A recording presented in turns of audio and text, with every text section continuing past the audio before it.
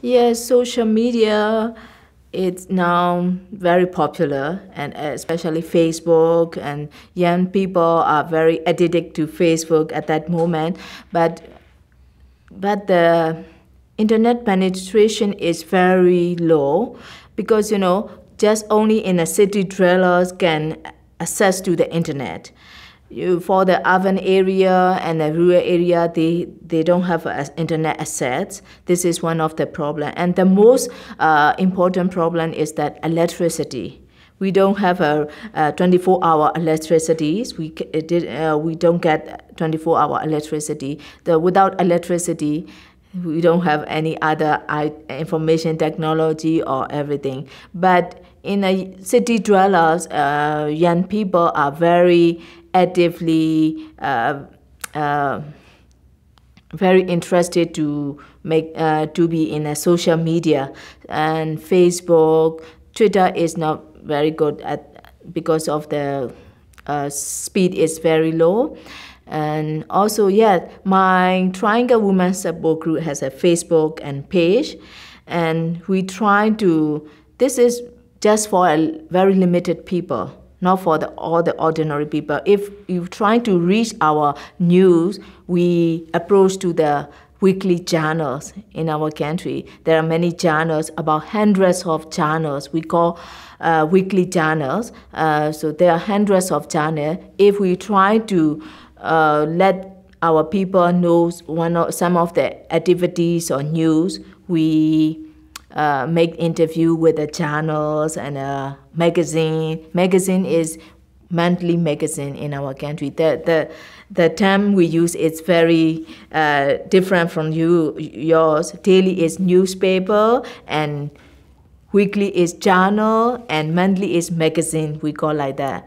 So, but still very few. Although they know very well about how to use the social media, but most of the young people just only addicted in chatting and G-Talk. They can't use effectively the internet website, how to learn, how to get the information of the other in different sections. They just only chatting and G-Talk they use at that moment. So that's why some of the young group who mainly give the training and presentation how to use the social media effectively.